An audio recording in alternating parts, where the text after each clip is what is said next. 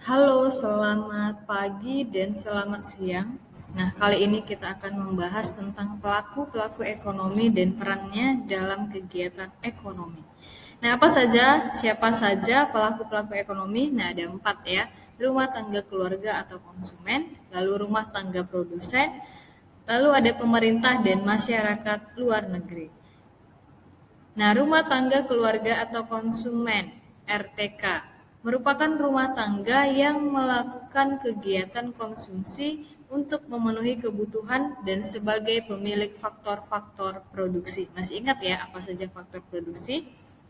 Oke, yang pertama, perannya rumah tangga keluarga sebagai penyedia faktor produksi. Nah, seperti tenaga kerja, sumber daya alam seperti tanah, matahari, udara, lalu ada modal atau skill atau keahlian. Nah, yang kedua, sebagai konsumen, mengkonsumsi produk barang dan jasa yang dihasilkan oleh rumah tangga produsen. Nah, jadi pelaku rumah tangga keluarga ini sebagai pangsa besar untuk menyalurkan barang dan jasa. Lalu yang ketiga, menerima penghasilan atau balas jasa sebagai berikut. Nah, yang pertama, sebagai pemilik sumber daya alam, menerima balas jasa berupa sewa atau rent. Sebagai pemilik tenaga kerja, menerima balas jasa berupa upah dan gaji. Lalu sebagai pemilik modal, menerima balas jasa berupa bunga modal. Lalu sebagai pemilik keahlian atau skill, menerima balas jasanya berupa laba usaha atau profit. Oke, yang keempat, sebagai wajib pajak, maka harus membayar pajak kepada pemerintah. Nah, rumah tangga produsen atau disingkat dengan RTP yaitu suatu badan usaha untuk menjalankan suatu kegiatan yang menghasilkan produk dan jasa untuk memenuhi kebutuhan masyarakatnya dengan tujuan memperoleh keuntungan. Nah, apa saja peran dari RTP ini? Yang pertama, sebagai produsen menghasilkan barang dan jasa. Sebagai distributor, menjual dan mendistribusikan barang dan jasa. Lalu membantu pemerintah dalam kegiatan pembangunan. Contohnya membuka lapangan pekerjaan, membangun infrastruktur, mensejahterakan karyawan, dan meningkatkan kualitas SDM melalui pelatihan-pelatihan. Lalu sebagai pengguna atau pemakai faktor produksi, memberikan imbalan balas jasa. Nah, seperti kalau kita menggunakan SDA, balas jasanya sewa. Kalau kita menggunakan tenaga kerja, balas jasanya upah atau gaji. Lalu bunga, balas jasa dari modal. Lalu ketika kita menggunakan skill, maka balas jasanya adalah laba. Nah, sebagai wajib pajak, harus membayar pajaknya kepada pemerintah. Lalu yang ketiga, rumah tangga pemerintah atau RTG. G itu government, pemerintah. Nah, jadi pemerintah ini sebagai pelaku kegiatan ekonomi yang menjalankan kegiatan ekonominya berdasarkan motif ekonomi sosial, yaitu motif mencari penghasilan guna kepentingan umum. Nah, apa saja peran RTG ini atau rumah tangga pemerintah? Yang pertama, sebagai konsumen, rumah tangga pemerintah membeli barang dan jasa untuk keperluan pemerintah. Ya, barangnya seperti, kalau barang kita katakan seperti laptop, komputer, ya kan?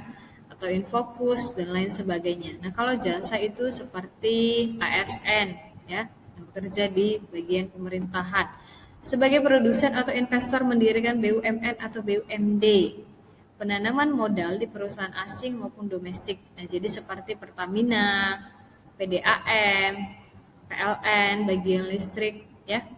Lalu sebagai pengatur kegiatan ekonomi, membuat undang-undang. Nah, jadi undang-undang perbankan, perpajakan, anti monopoli, perburuan, dan lain sebagainya. Lalu rumah tangga pemerintah berperan sebagai pengawas untuk menjaga yang namanya stabilitas kegiatan ekonomi. Nah, melalui kebijakan fiskal dan juga moneter. Sebagai penyedia infrastruktur dan barang-barang publik demi kelancaran kegiatan ekonomi. Nah, jadi pemerintah yang menyediakan seperti pasar, jembatan, lalu pelabuhan untuk kelancaran kegiatan ekonomi. Nah, yang keempat ada masyarakat luar negeri. Nah, pelaku kegiatan ekonomi ini mendukung suksesnya kegiatan ekonomi yang dilakukan oleh suatu negara. Nah, jadi berbagai kerjasama di bidang ekonomi dapat dilakukan dengan masyarakat luar negeri, seperti perdagangan, ya ada perdagangan internasional, lalu pertukaran tenaga kerja, penanaman modal, pinjaman, serta bantuan. Nah, apa peran dari masyarakat luar negeri? Sebagai konsumen, mengimpor barang dari negara lain. Nah, jadi kalau kita misalnya membutuhkan barang atau jasa yang tidak ada di negara kita atau ketika kita membutuhkannya, kita mau impor dari barang lain, dari negara lain, sorry. Lalu sebagai produsen mengekspor produknya ke negara lain. Nah, contohnya kita ya, eh, kelapa sawit atau karet atau kopi yang kita impor ke luar negeri. Memberi bantuan bila terjadi bencana alam. Nah, tetap ada yang namanya kerjasama. Kalau terjadi bencana alam misalnya di Indonesia atau di negara lain, tetap memberi bantuan. Memberi pinjaman bagi rumah tangga produsen dan pemerintah. Sebagai investor menanamkan modalnya ke negara lain. Oke?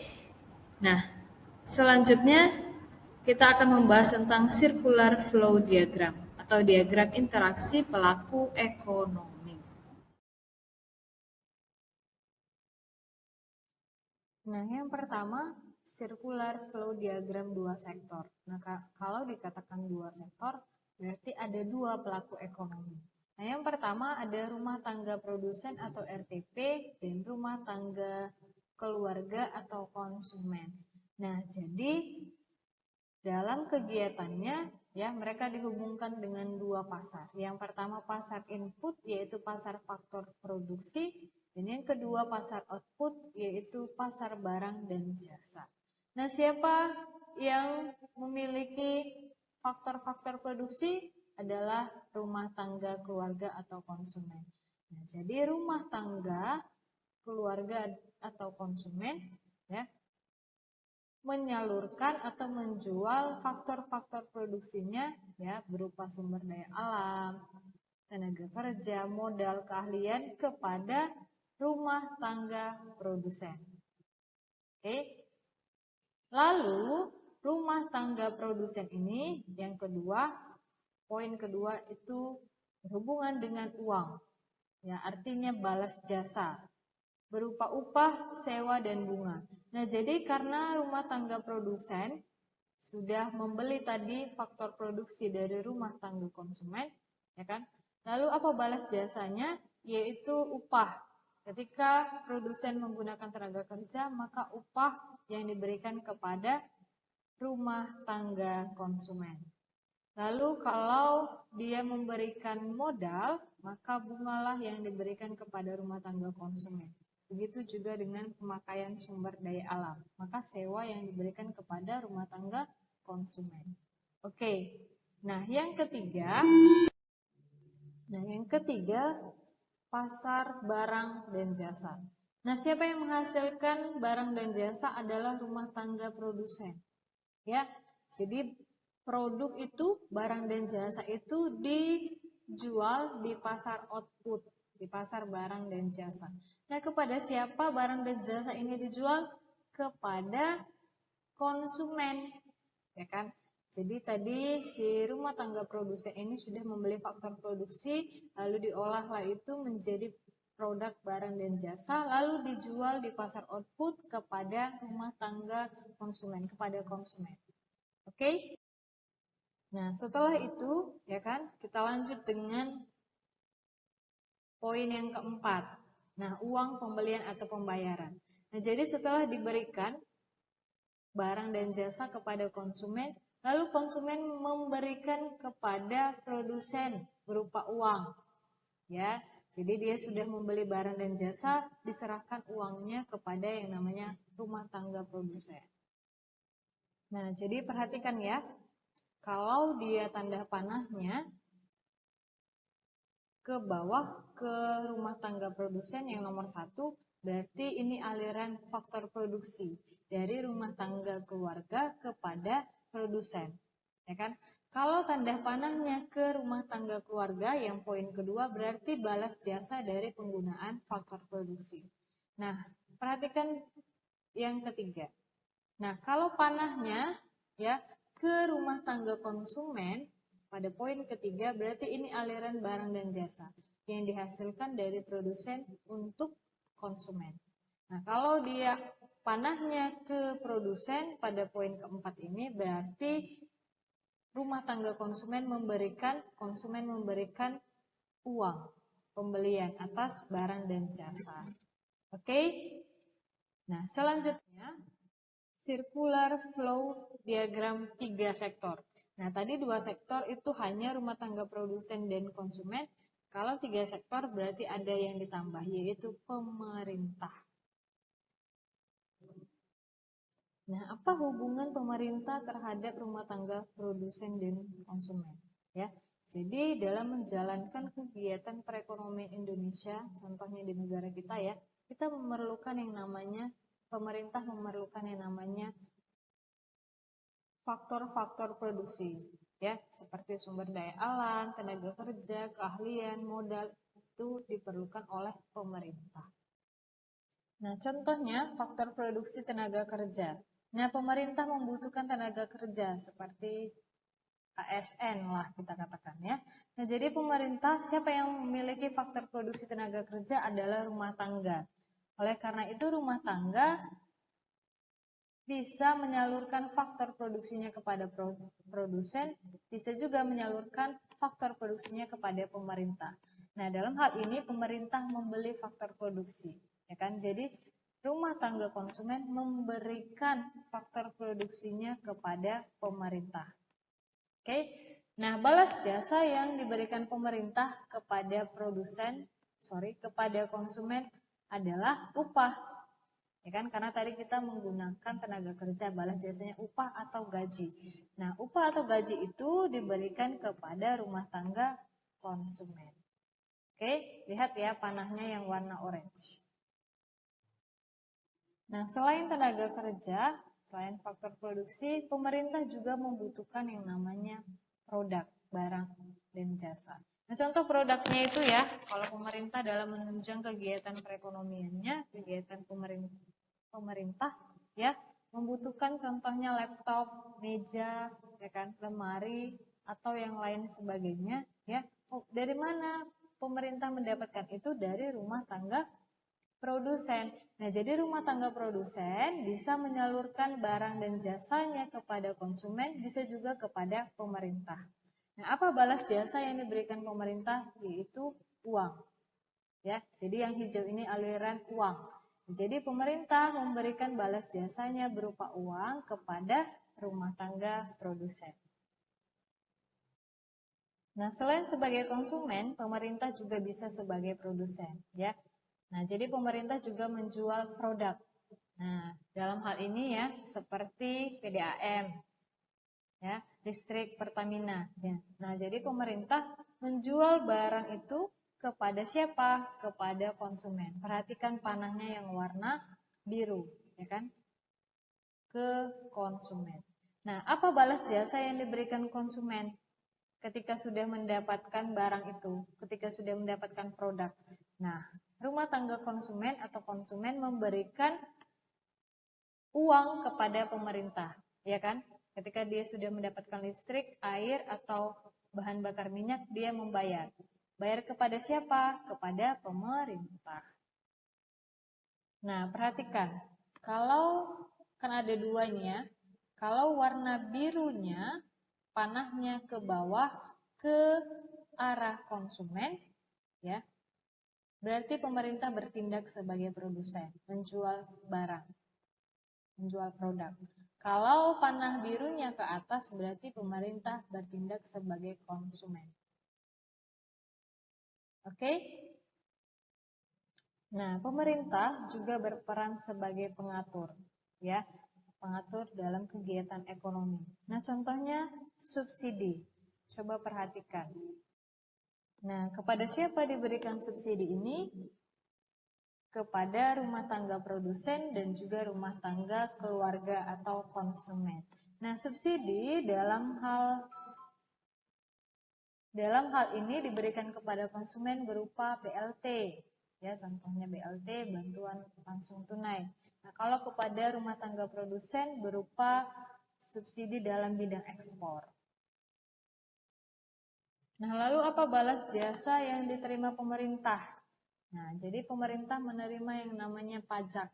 Nah, jadi rumah tangga produsen itu membayar pajak kepada pemerintah, begitu juga dengan rumah tangga keluarga, membayar pajak kepada pemerintah. Nah, itulah aliran ya 3 sektor kegiatan ekonomi. Oke, nah selanjutnya circular flow diagram 4 sektor. Nah, tadi 3 sektor ada rumah tangga produsen, pemerintah, dan konsumen. Nah, 4 sektor berarti ditambah yaitu masyarakat luar negeri. Nah, apa peran masyarakat luar negeri dalam kegiatan ekonomi? Nah, perannya yang pertama yaitu sebagai konsumen, ya. Nah, jadi sebagai konsumen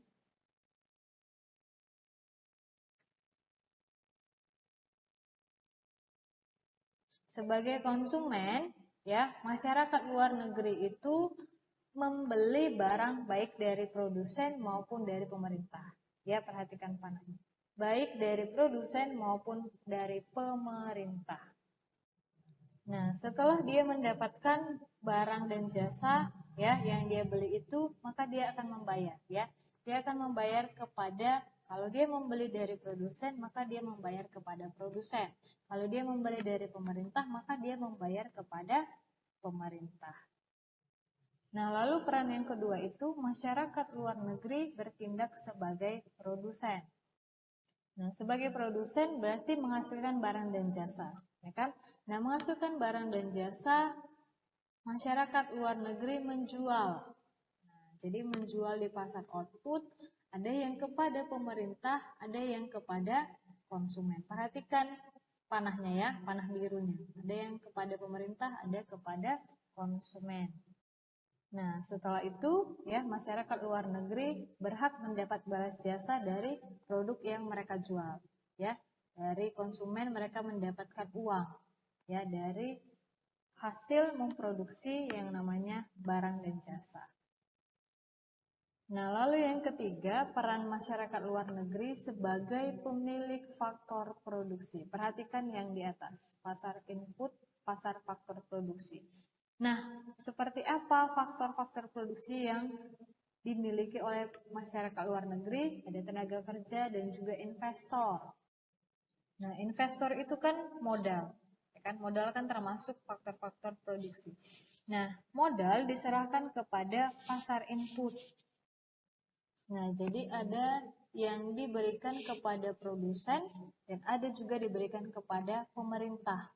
Nah, jadi masyarakat luar negeri ya menyalurkan modalnya kepada rumah tangga produsen, menyalurkan modalnya kepada pemerintah atau menyalurkan tenaga kerja kepada produsen atau kepada pemerintah. Nah, apa balas jasanya? Ya, mereka menerima yang namanya bunga. Nah, jadi ada balas jasa yang diberikan dari pemerintah maupun dari produsen dari menggunakan faktor produksi dari masyarakat luar negeri. Nah, jadi inilah circular flow diagram 4 sektor. Ya, ada rumah tangga produsen, ada rumah tangga konsumen, ada pemerintah dan juga masyarakat luar negeri. Nah, jadi kalau masih bingung boleh diulang-ulang ya videonya. Oke, sampai di sini. Terima kasih.